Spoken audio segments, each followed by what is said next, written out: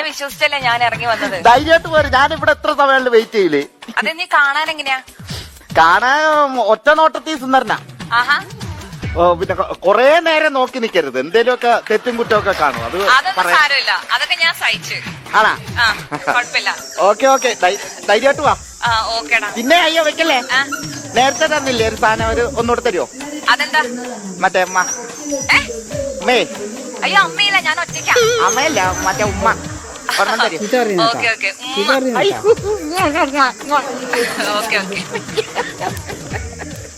അയ്യോ ഞാനിത് ഇവളെ കൊണ്ട്